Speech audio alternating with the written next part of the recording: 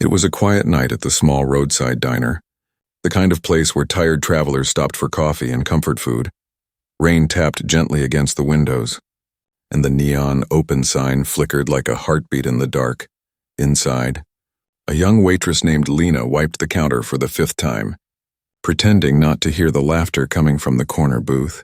A group of fancy customers sat there, dressed in suits and jewelry, their perfume mixing with the smell of fries and coffee. They laughed loudly, the kind of laugh that stings when you know it's about you. One of them looked at Lena's worn-out shoes and said something that made the others chuckle harder. She kept her head down, smiled politely, and walked away with the empty coffee pot.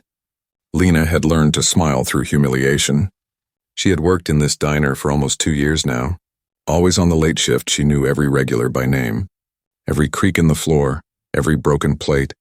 What no one here knew was that before she wore an apron, she used to wear a black dress and play under bright lights. She was once a rising pianist, the kind who could make a whole room go silent with one song, but that felt like another lifetime. Her dream ended the night her father's accident changed everything. She had dropped out of the music academy to take care of him. She sold her piano to pay the hospital bills. Every key she gave up felt like giving away a piece of her heart. Now, instead of music, she served coffee and cleaned tables. The piano in the corner of the diner was the only one left in her life. Old, dusty, and out of tune, but still sacred. When new customers came in, they often asked, "Does anyone ever play that thing?" And she would shake her head. No one had touched it in years sometimes.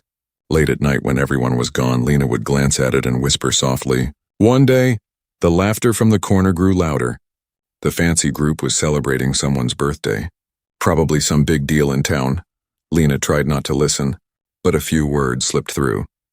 Failed musician, small-town waitress, waste of talent. She pretended to clean a nearby table, her hands shaking just a little. Then one of them pointed toward the piano. "Hey, waitress," he called out. "You know what that is?" The others laughed again. Lena froze for a moment, unsure whether to laugh or cry. She forced a smile and replied gently, "Yes, sir, that's a piano." "Oh, really?" another man said with a smirk. "Think you can play it?" The question hung in the air, sharp as glass.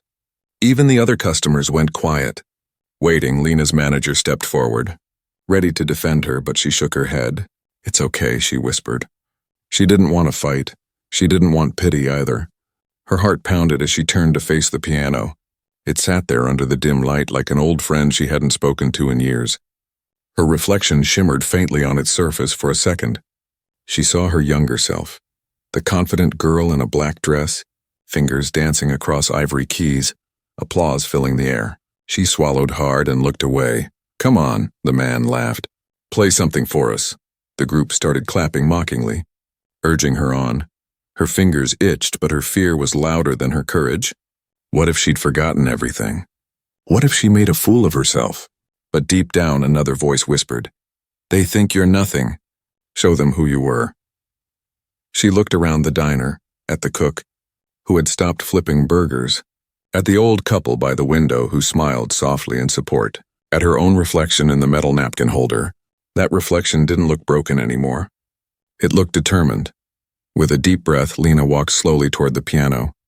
The sound of her shoes echoed across the tiled floor.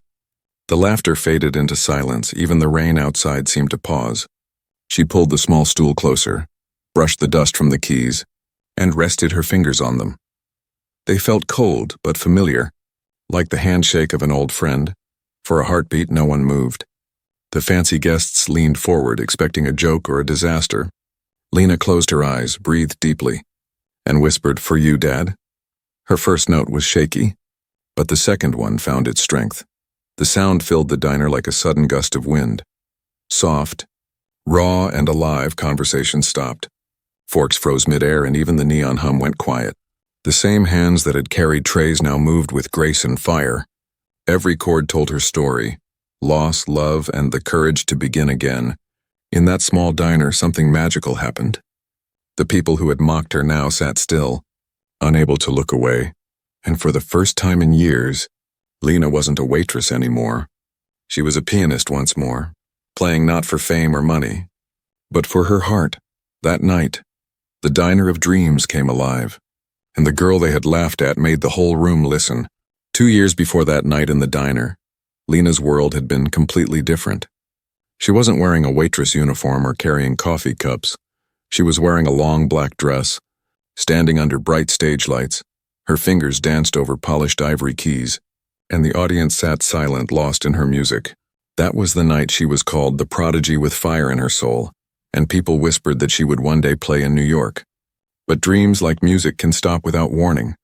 It happened one cold evening when Lena received a phone call that shattered her rhythm. Her father, her biggest supporter, her only family, had been in a car accident. He was alive, but the doctor said recovery would be long and expensive, the kind of expensive that dreams couldn't afford.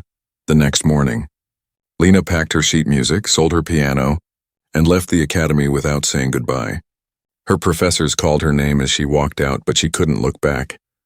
The city lights blurred with her tears as she rode the train home, clutching a small photograph of her father, holding her as a child by the piano. The hospital became her new concert hall. The beeping of machines replaced the sound of applause.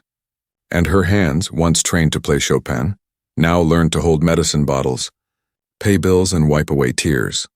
Her father tried to smile through his pain. "One day you'll play again," he said softly. "Promise me that," Lena promised, even though her heart didn't believe it. When he was discharged months later, the bills had swallowed everything. The small apartment they shared was filled with silence and the faint smell of medicine. She worked wherever she could, in a grocery store by day, diner by night. Her fingers became rough and tired, but when she touched the counter or tray, she always imagined the smoothness of piano keys. Sometimes when her father couldn't sleep, she would hum to him, soft little tunes they both remembered.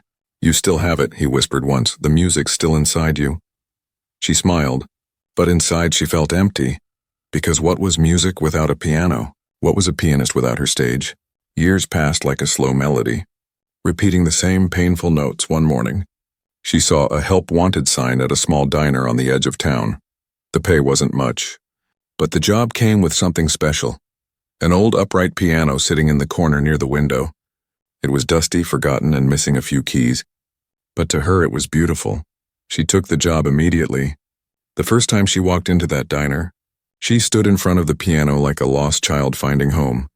She wanted to touch it but didn't dare. The manager noticed and laughed. "That old thing? It's just decoration, honey. Doesn't even play right."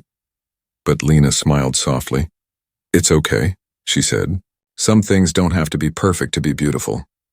Every night after her shift, when the lights were dim and the chairs were turned upside down on tables, she would sit quietly beside the piano. Sometimes she'd tap one or two keys, just enough to hear the old wood echo. It was broken, but the sound still carried warmth, and slowly, that warmth began to fill her heart again. Her coworkers noticed her kindness, how she always helped others, how she listened more than she spoke. But no one knew her past. They just thought she was another kind soul trying to survive.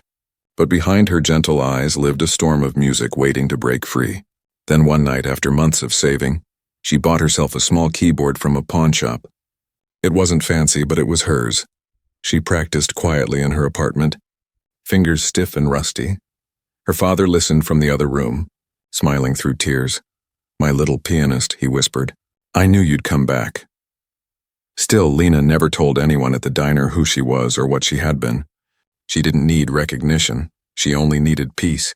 She thought her old life was gone forever, until that rainy night when those fancy customers came in, mocking her shoes, her job, her silence, and her past without even knowing it. They saw a tired waitress, not the woman who had once made an entire concert hall cry. But the universe has a strange sense of timing, because that night, the same piano that had sat silent for years would awaken again, and the hands that once played for fame would now play for something far greater. Lena didn't know it yet, but her life was about to change forever. The laughter from that corner table would be the spark that reignited the fire inside her soul. And the girl who lost everything was about to show the world, and herself, that true music never dies. It only waits for the right moment to be heard again.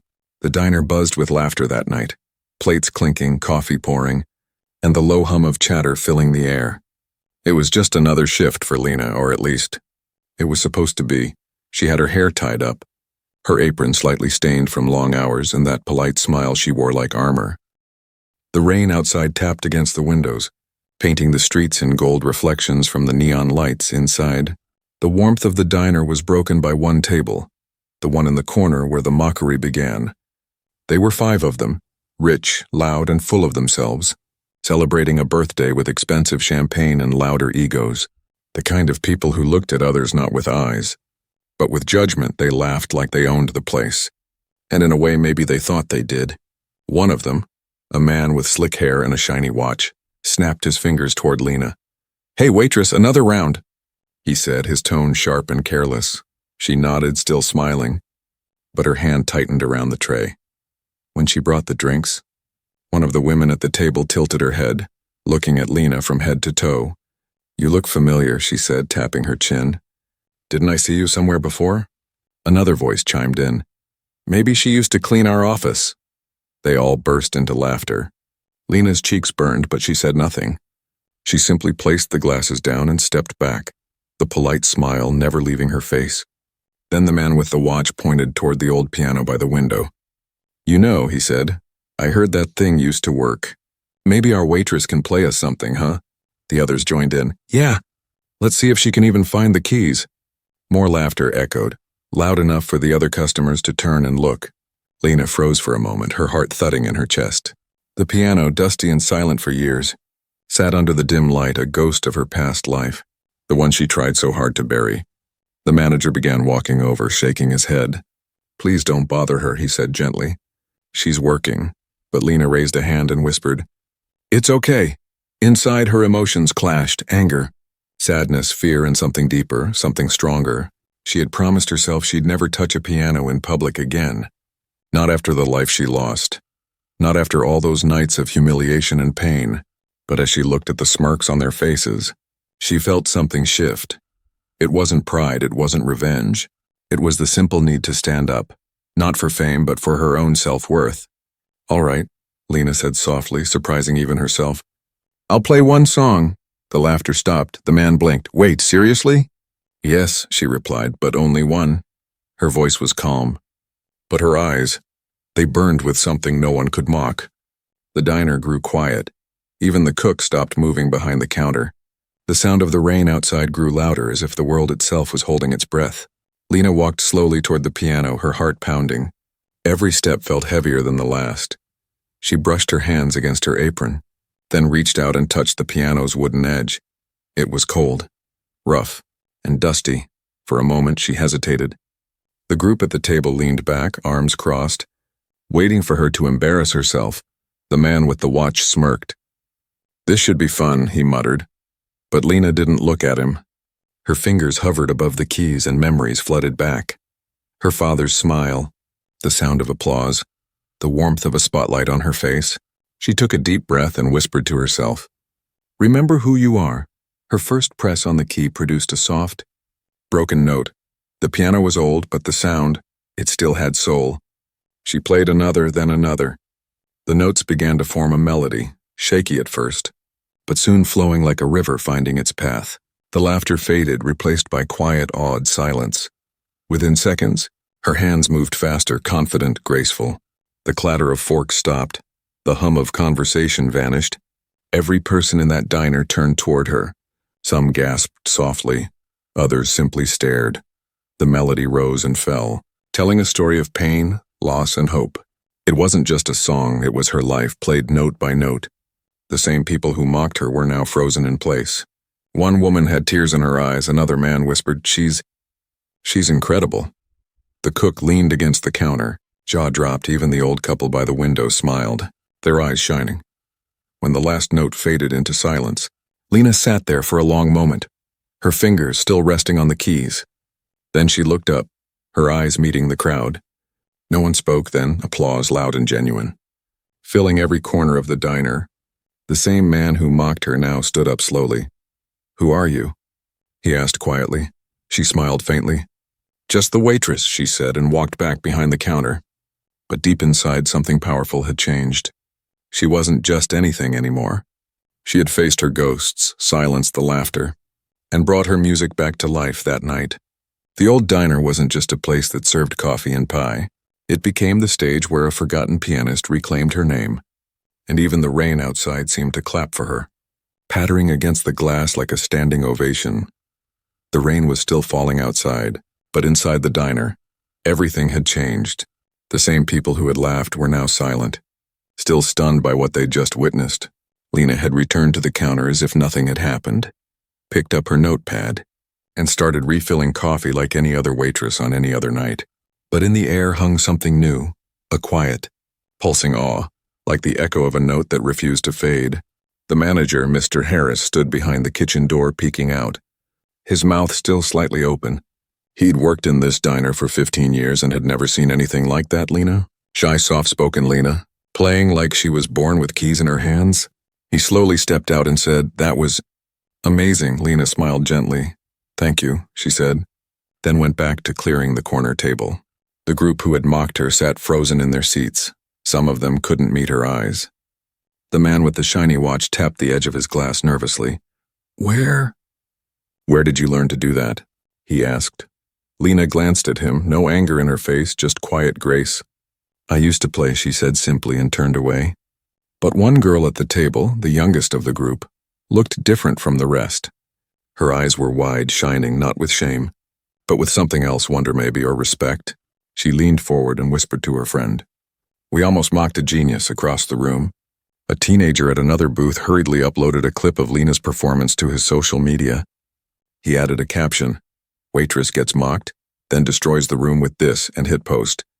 Within minutes, his phone lit up with likes, comments, shares. Lena didn't notice she was at the back washing cups, trying to calm her racing heart. Her fingers still tingled, and for the first time in years, they didn't feel like tools for survival. They felt like they belonged to an artist again. Her chest was tight, not with fear, but with release. She had let go of something heavy tonight, something that had weighed her down since the day she gave up her dream. Mr. Harris stepped closer. "Lena," he said softly, "why didn't you ever tell me you could play like that?" She paused, drying a glass. "It was a part of my life I thought I lost," she answered. "I didn't think it mattered anymore, but it does," he said. "It matters a lot." Before she could answer, the door chimed and two new guests entered. Soaked from the rain, one of them paused and looked at the piano. Then at Lena. "Is it true?" he asked. "Someone just played that thing like a concert?" The other customer nodded. "The video's already got thousands of views." Lena blinked, confused. "Video?" Her coworker Gina ran up with her phone, eyes wide. "Lena, you're going viral, look." On screen was a shaky video of her at the piano, the camera catching the moment her hands began to move. The comment section was exploding. "This is real talent. I'm crying. Who is she?" "Someone sign her now." Lena stared at the screen in disbelief.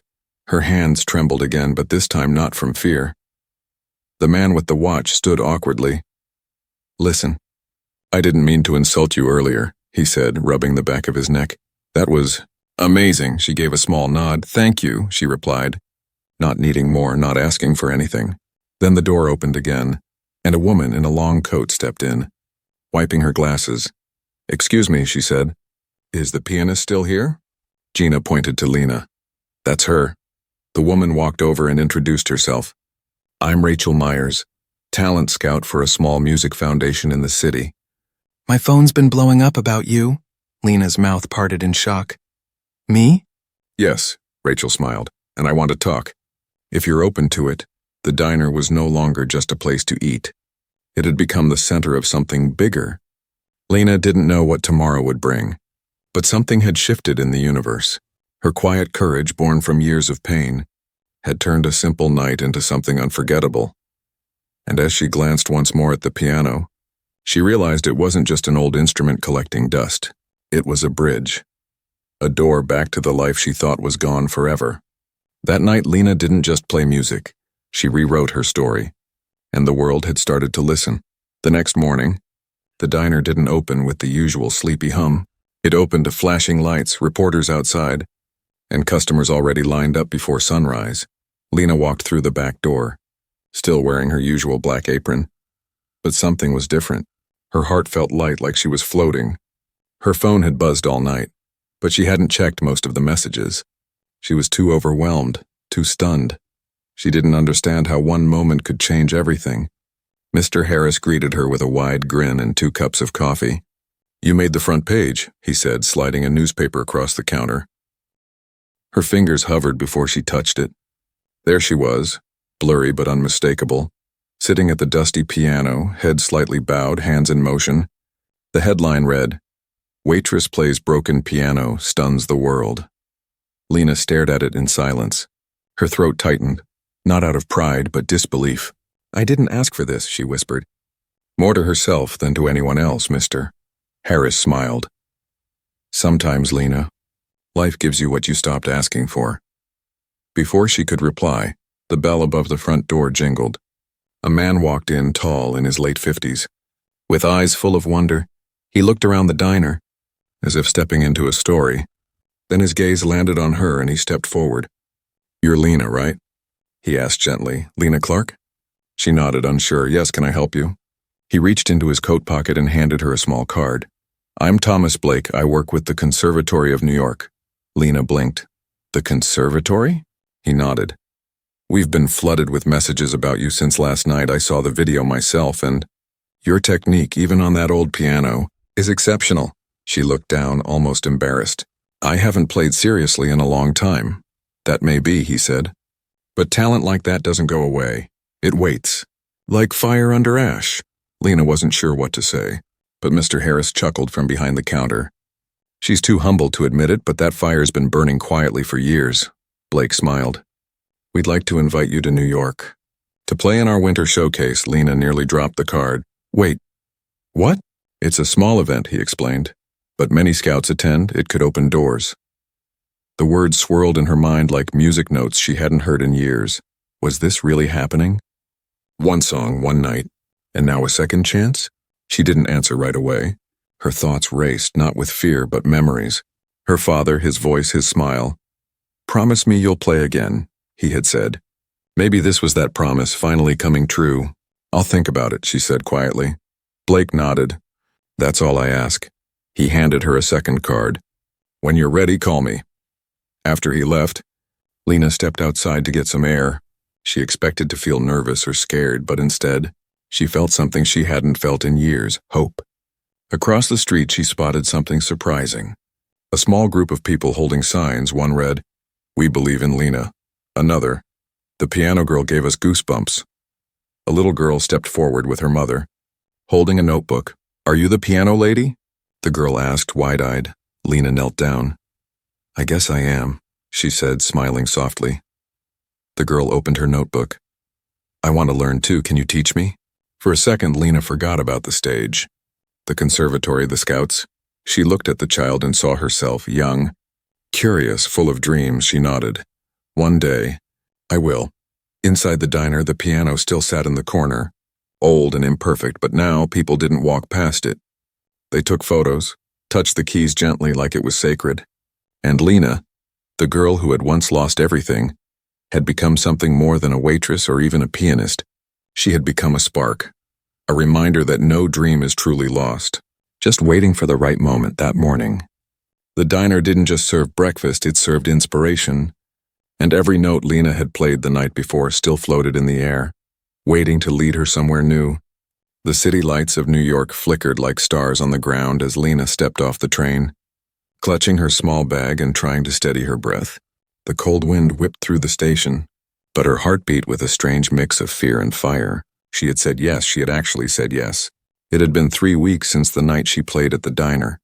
3 weeks of calls, messages, interviews, and the kind of attention she never imagined she'd have again. But more than that, it had been 3 weeks of remembering who she really was. Mr. Harris had insisted on buying her a new coat for the trip. "You can't go to New York in that old thing," he said, handing her a thick wool coat and a warm smile. Her father had hugged her tightly the morning she left, whispering, "You already made me proud, kiddo." And now, she was here, in the city she used to dream about as a child. A city that once felt too big for someone like her, but now seemed to be waiting. A car was waiting outside the station, sent by the conservatory. The driver, a quiet man in a black cap, opened the door with a nod. Lena slipped inside, her fingers twitching against her thighs the whole ride, not from nerves, but from instinct, the feeling that her hands belonged on a piano again. The conservatory was a grand building, old stone and high arches. It looked like it had seen centuries of music pass through its halls. Inside, the floors echoed softly with footsteps. The air carried the scent of polished wood and sheet music. She was greeted by Rachel Myers, the same woman who'd first found her at the diner. "Welcome, Lena," she said warmly. "We're so glad you came." Lena nodded, her voice barely above a whisper. "Thank you for inviting me." "You'll have rehearsal time before the showcase," Rachel explained, leading her down a hallway. "And you can choose your piece freely." They reached a room at the far end, large, elegant, and glowing with soft golden light. In the center stood a grand piano shining like a jewel. Lena froze at the door, her throat tightened. She hadn't seen a piano like that in years, not since the academy, not since her old life ended. "Take your time," Rachel said gently, then stepped out. Lena walked toward the instrument, every step slow, careful. She ran her hand over the smooth surface, then pulled out the bench and sat down. She didn't rush. She didn't even lift her hands right away. She just stared at the keys, letting herself breathe in the moment. Then slowly, her fingers rose and touched the notes. At first it was soft, like a whisper. But as the minutes passed, the music grew, pouring out of her like a storm that had waited years to be free. The room filled with sound, not just melody, but emotion, her father's strength, her pain, her struggle. The diner, the laughter, the silence, the hope, all of it flowed from her hands. Outside the room, students stopped to listen. One leaned against the wall and whispered, "Who's that playing?" Another replied, "I don't know, but it's beautiful." When she finally finished, Lena sat in silence, tears resting at the corners of her eyes. She hadn't just rehearsed when she had remembered. She had found herself again, not just as a pianist, but as a person. That night, in a small hotel room, she stared out at the skyline and thought about her journey, from wiping tables in a quiet diner to playing in one of the most prestigious halls in the country, all because she chose just once to stop hiding. The next evening was the showcase. The hall was packed. Music lovers, scouts, agents, critics, all gathered to hear the best talents perform. Backstage, Lena waited her turn, dressed in a simple black dress that felt more like armor than clothing. Her hands shook slightly, not with fear, but with electricity. Then she heard her name called. She walked onto the stage, the lights warm against her skin, the room a blur of faces and shadow. She sat at the piano, took one deep breath, and then played, not with perfection, not with arrogance, but with raw, beautiful honesty. Every note told her story, not of a girl who never failed, but of a girl who fell and chose to stand again. When she finished, the room stayed silent for 1 second too long. Then came the applause. Not polite claps, but a wave of sound that hit her like sunlight. Somewhere in the crowd, Rachel was smiling, and in the back of her mind, Lena imagined her father watching. Proud tears in his eyes, she stood, bowed slightly, and whispered in her heart, "I'm home." And for the first time in years, she truly believed it. She truly believed it. The days after the showcase moved like music, fast, full of emotion, and impossible to forget. Lena had barely stepped off the stage when the offers started coming in. A music school offered her a scholarship, a famous pianist invited her to collaborate, and a small label even asked if she would consider recording an album of original compositions. But more than the titles or praise, it was the letters that moved her the most. Her email inbox overflowed with messages from strangers. People who had watched her video online or heard her name on the news. A single mom wrote, "You reminded me that it's not too late to chase what I gave up." A man from another country said, "I played piano as a boy. I stopped when I lost my family. Your story gave me courage to play again." Lena read every message. Slowly, sometimes with tears in her eyes, she had once thought her story ended the day she quit music. But now she realized that moment was just a pause, not the final note. One morning, while sipping tea by the hotel window, she received a video message. She opened it and froze. It was a video from the diner. Gina, her co-worker and friend, had filmed the regulars clapping as someone placed a small golden plaque above the piano. It read, "This is where she found her music again. Lena Clark, 2025." Lena smiled through her tears. Then, the camera shifted to her father, seated at his favorite table, holding a small photo of her as a child at the piano. He looked directly into the lens and said, "You're still my greatest song." She pressed the phone to her heart, breathing in slowly. She didn't care if the world saw her as a rising star. She just wanted to stay true to the version of herself who never gave up. Later that week, Rachel Myers met her at a quiet park in the city.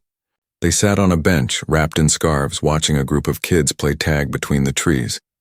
"You've got choices now," Rachel said, handing her a folder full of contracts. "Big ones." Lena looked at the pages but didn't open them. "It all feels strange," she admitted. "I was wiping tables 3 weeks ago." Rachel laughed softly. "That's how life works. Sometimes the world waits until you're at your lowest. Then hands you a microphone," Lena chuckled. But her eyes were thoughtful. "You know what I want?" she said. "More than the stage, more than the lights?" Rachel turned, curious. "What?" "A school," Lena said slowly. "Back home. Something small. Something real. A place where kids who feel invisible can find their voice." Rachel's smile grew. "That is beautiful," Lena nodded. "I want to teach kids who were told they weren't enough. I want to put pianos in places people forgot. I want music to matter again, not just to impress but to heal." Rachel closed the folder. "Then that's what we'll do." In the days that followed, Lena returned home not to escape fame, but to use it. The town welcomed her like a hero. Balloons at the diner.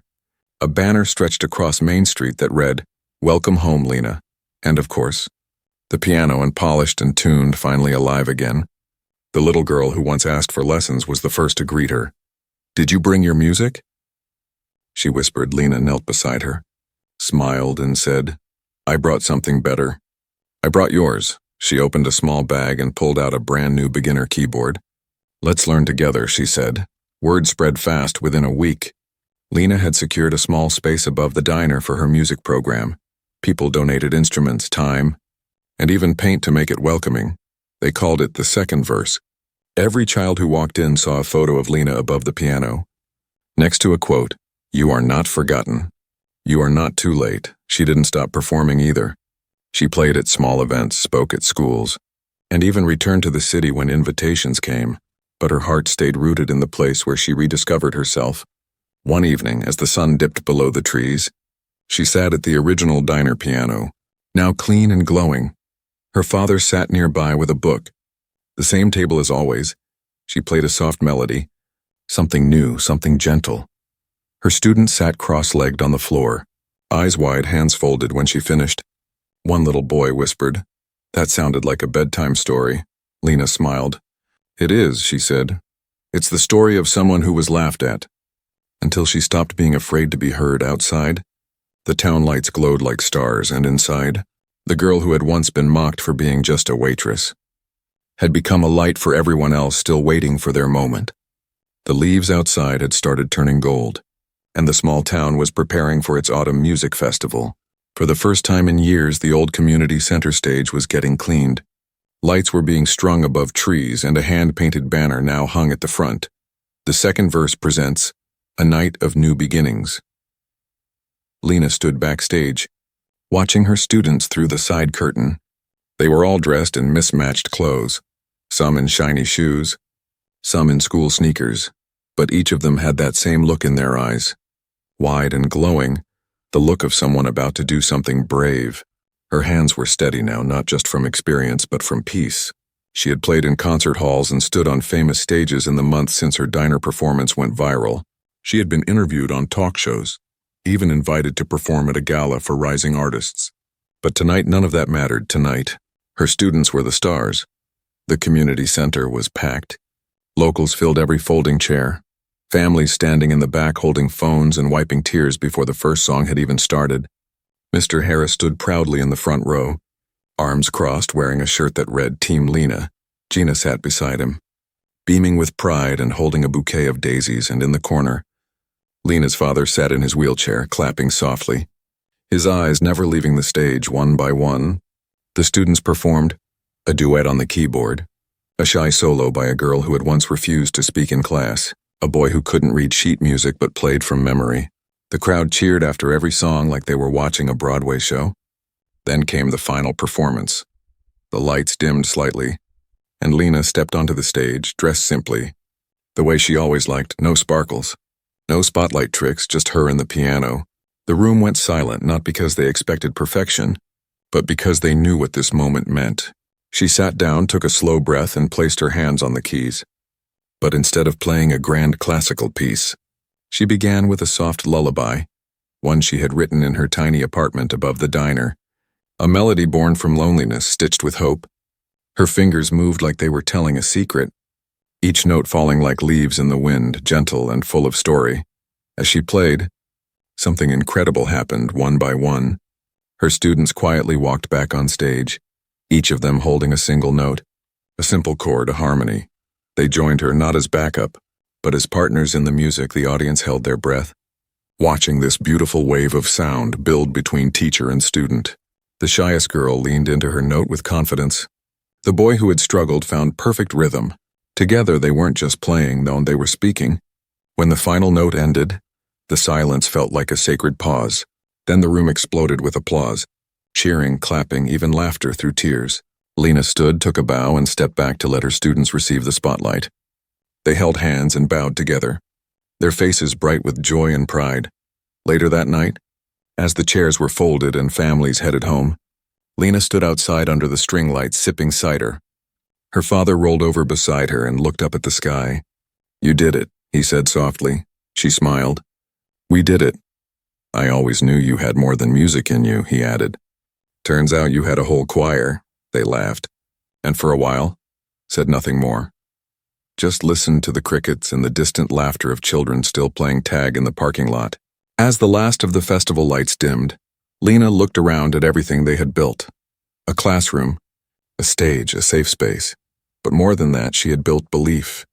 In a world where people are often told they're too old, too late, too broken, too small, she had shown them all what one moment of courage could become. A girl who had once wiped tables in silence now stood at the center of a movement. Not loud, not flashy, but deeply powerful. She didn't need a stadium to feel seen. She didn't need critics to call her brilliant. Because tonight a little boy had told her, "Miss Lena, when I grow up, I want to teach music too." And that was the real standing ovation. As she packed up the last music stand and switched off the lights, Lena paused by the old upright piano in the corner, the one the town had donated, the one with her name carved quietly into the side. She sat for one last moment, placed her hands gently on the keys and whispered, "Thank you." No one was watching. No one was listening. But the piano, like an old friend, replied with a single soft echo. And in that quiet note, Lena knew this wasn't the end of her story. It was only the beginning of her second verse.